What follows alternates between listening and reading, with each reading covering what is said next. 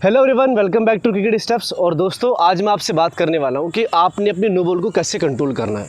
बहुत सारे fast bowler को दिक्कत आती है कि वो नो बॉल कंट्रोल नहीं कर पाते, जिसकी वजह से उनका जो कॉन्फिडेंस रहता है मैच के अंदर वो बहुत ज़्यादा डाउन चला जाता है।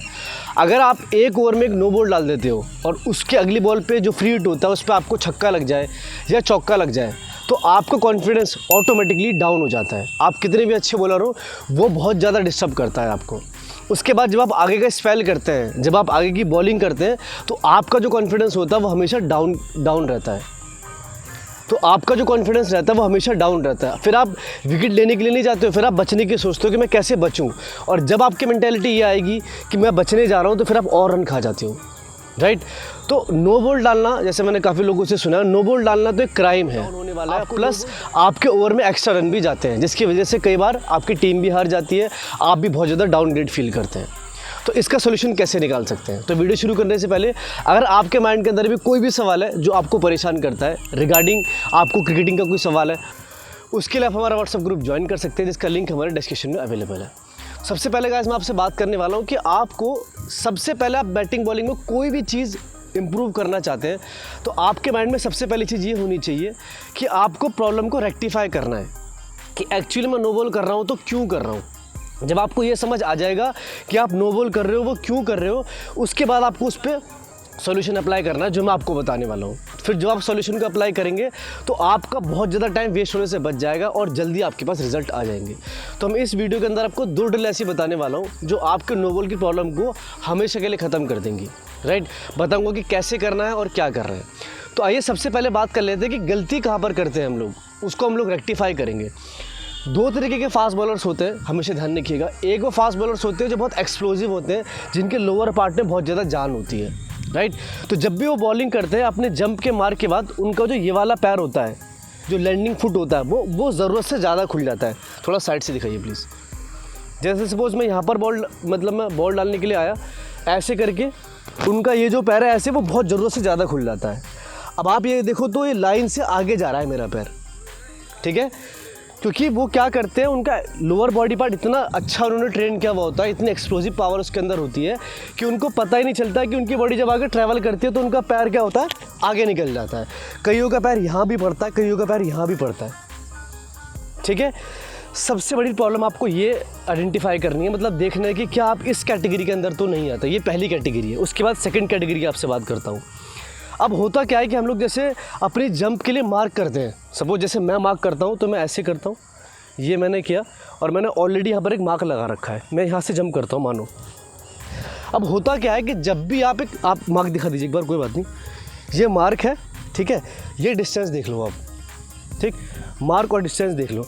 अब सेकंड केस के अंदर गाइस होता क्या है कि सपोज कोई भी बंदा, कोई भी जैसे फास्ट बॉलर है, वो पीछे से भाग के आता है, तो होता क्या है कि वो मार्क तो यहाँ पर लगा रहा है बट कई बार क्या होता है जंप वो यहाँ से करता है। समझ आ गई आपको? अब आप सोचो जब वो बंदा जंप यहाँ से करेगा तो उसका जो बैक फुट है ना वो यहाँ पर पड़ने वाला है, इस लाइन के आगे पड़ेगा, और उसके बाद जो उसका पैर पड़ेगा वो इतना आगे पड़ने वाला है। क्योंकि भाई जब आप जंप करके आते हो तो ऑब्वियस सी बात है आपकी बॉडी आगे ट्रैवल करेगी, और जब आपकी बॉडी आगे ट्रैवल करेगी तो जब आपका बैक फुट यहाँ पर पड़ेगा तो फ्रंट फुट तो भाई ऑब्वियस सी बात है यहाँ पर ही पड़ने वाला है। सोचो उसके बारे में। ये दूसरी मिस्टेक है, ठीक है। तो ये 2 ही मिस्टेक है जिनकी वजह से आपका नो बॉल होता है, और शायद कोई और मिस्टेक मुझे नहीं लगती कि और किसी वजह से आपका नो बॉल होता है। तो ये 2 केसेस आपके सामने आ गए।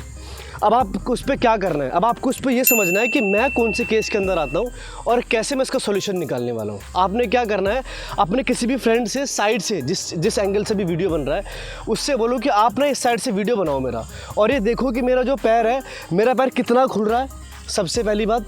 और दूसरी बात, आपका जो जंप लेने का जो मार्क आपने लगाया हुआ होता है या जिस अंदाजे से आप जंप करते हैं, वो आप देखोगे कि आप इसके पास से जंप कर रहे हो। अगर आप यहाँ से जंप करोगे तो एक्यूरेटली आपका पैर, ये जो आप लाइन देख रहे हैं पीछे, ये आप जो लाइन देख रहे हैं, थोड़ा पास से दिखा दो, ये वाली जो आप लाइन देख रहे हो ना, इसके आसपास पड़ेगा, या कई फास्ट बॉलर का जो पैर पड़ता है वो इसके पीछे पड़ता है, उसके बाद उनका ये पैर से आगे खुलता है, ठीक है। फिर से दिखा देता हूँ, ये करते हैं वो, ये करते हैं और फिर ऐसे जाते हैं, ठीक है। इस तरह चलता है पोजीशन। तो होता क्या है कि आपको हमेशा ध्यान रखना है कि ये वाला जो आपका बैक फुट का पैर है वो कहाँ पर लैंड हो रहा है, क्योंकि इसी के बेसिस पे इसकी जो दिशा होती है वो निर्धारित होती है। इसके बेसिस पे इसकी दिशा जो है वो निर्धारित होती है। तो जैसे मैंने आपको बताया कि अगर आपका पैर यहाँ पड़ेगा तो आपका बॉल यहाँ तक का नो होने वाला है, लंबा नो बॉल होने वाला है। बहुत सारे मीडियम पेसर क्या करते हैं, उनका नो बॉल यहाँ तक का होता है, यहाँ पर रखते हैं वो पैर। सोचो यार कि कैसे आपका नो बॉल ठीक होगा, आपको ये समझना है, ठीक है।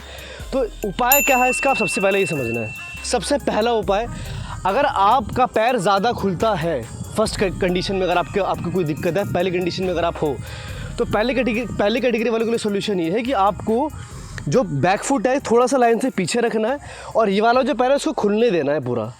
अब सपोज आप यहाँ से पैर खोलते हो, थोड़ा सा पास आ जाओ, अगर आप यहाँ से पैर खोलते हो तो भाई आप कितनी भी आपकी अच्छी हाइट होगी, आपका पैर ना वो यहीं पर ही लैंड होने वाला है। ऐसे देखो, इस बीच में पास से दिखा दीजिए एक बार, आपका पैर ऐसे लैंड होगा और ऐसे आपका पोजीशन होगा। ये मैंने ज़्यादा पैर खोल रखा है, इससे कम भी हो सकता है। तो आपको ये समझना है, तो थोड़ा सा आपने पीछे करना है। वो पीछे आप कैसे करोगे, ये तो फर्स्ट कैटेगरी होगी। सेकंड कैटेगरी क्या करेगी, जो इसका जो नो बॉल है वो बहुत आगे जा रहा है, इसका मतलब ये है कि आपका जो रनअप है उसको थोड़ा सा आपको एडजस्ट करना पड़ेगा। मान के चलते हैं कि आप जो बॉल डालते हो वो 17-18 कदम से डालते हो, ठीक है। आप रनअप पे आए और आपने चेक करा कि यार मैं जंप ना यहाँ से ले रहा हूँ, यहाँ की बजाय जो मेरा मार्क है मैं यहाँ से जंप नहीं ले रहा, मैं यहाँ से जंप कर रहा हूँ, इसको ठीक कैसे करूँगा। तो कई बार क्या होता है कि जब आप भाग कर आते हो पीछे से, तो आपके लास्ट जो 3-4 स्टेप्स होते हैं, ये फास्ट बॉलर की कॉमन मिस्टेक होती है, इम्पल्स स्टार्ट भी इसको बोलते हैं। आगे मैं इसके ऊपर वीडियो बनाने वाला हूँ। तो यहाँ पर आपके स्टेप्स छोटे बड़े हो जाते हैं, ठीक है।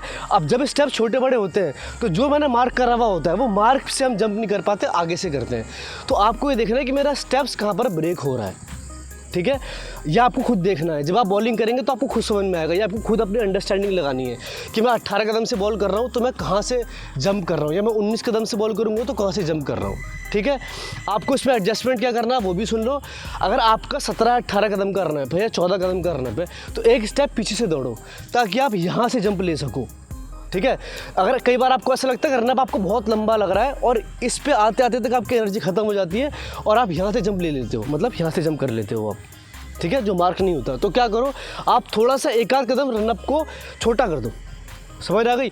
फिर आप भाग के देखो, फिर स्टेप्स नाप के देखो, फिर आपके जो स्टेप पड़ेंगे फिर आपको चेक करना है कि मेरा रिदम किस तरह चल रहा है।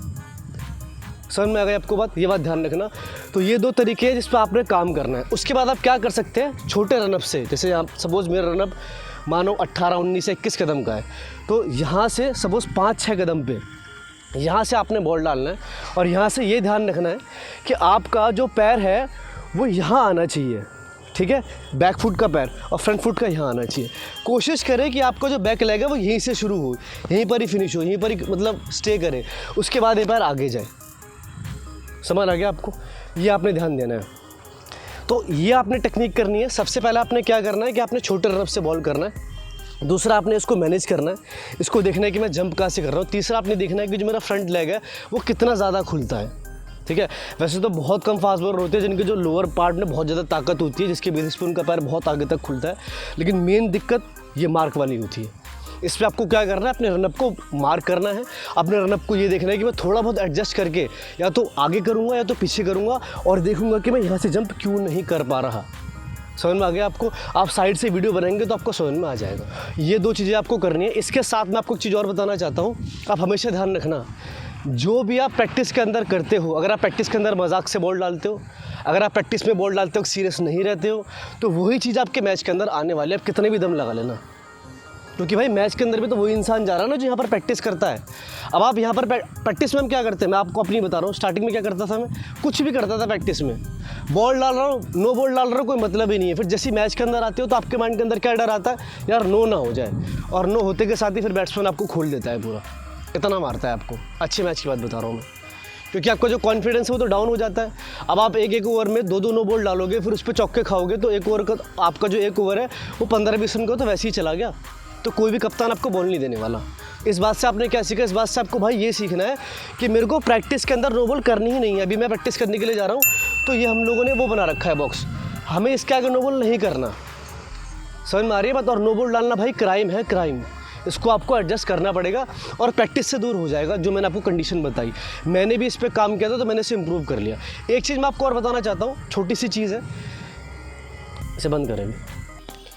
तो आपको क्या करना है, आपको प्रैक्टिस के अंदर इस विकेट तो आपको क्या करना है, प्रैक्टिस में बहुत ज़्यादा सीरियस रहना है और प्रैक्टिस में चेक करना है कि मैं कितनी नो बॉल कर रहा हूँ और कितनी नो बॉल नहीं कर रहा। इसी के साथ मैं आपको एक चीज़ और बताना चाहता हूँ, ये थोड़ी सी एडवांस ड्रिल है। इसके लिए आप क्या करें, सपोज़ आपका पैर बहुत ज़्यादा आगे जाता है, ठीक है भाई। सो आपको क्या करना है, ये मेरे कोच से मेरे को करवाया था, यहाँ पर आप अपने कोन को रख सकते हैं, मतलब ये आपका बाउल होना चाहिए। यहाँ पर कोई ऐसी चीज़ मत रख देना, जैसे बॉल रख दोगे ना अगर, और गलती से पैर चला गया आपका तो पैर मुड़ जाएगा इस पर। तो आपको बॉल नहीं रखनी, कोई ईंट नहीं रखनी, कोई ऐसी हार्ड चीज़ नहीं रखनी जिसकी वजह से आपको इंजरी हो। इस पर अगर आपका पैर पड़ेगा तो ये आपके पैर के साथ चला जाएगा, क्योंकि ये नेल्स के अंदर गड़ जाता है। समझ में आ गया? तो कोई ऐसे ऑब्जेक्ट रखना जिससे आपको नुकसान ना हो, या ऑनलाइन आपको मिल जाएगा, ठीक है। सो आपने ये रखना है, जहाँ पर भी आपका नो बॉल होता है वो आपको देखना है। तो जब आप वहाँ से भाग करके आएंगे ना, तो आपको जो पैरों पे कंट्रोल नहीं होता, जो बहुत ज़्यादा खुल जाता है, इसकी वजह से ये साइकोलॉजिकल प्रेशर डालेगा आपके माइंड में, तो पैर थोड़ा कम खुलना शुरू हो जाएगा आपका, ठीक है। कितनी प्रैक्टिस करनी पड़ेगी नो बॉल को ख़त्म करने के लिए? भाई डेली ट्रेनिंग करनी पड़ेगी आपको, वीक में कम से कम 3 दिन अकेले या 2 दिन आपको अकेले प्रैक्टिस करनी पड़ेगी। नो बॉल की रिदम रनिंग कर सकते हो आप, शॉर्ट रन से ड्रिल कर सकते हो आप, इस कोन को रख के ड्रिल कर सकते हो आप, ईजिली कर सकते हो।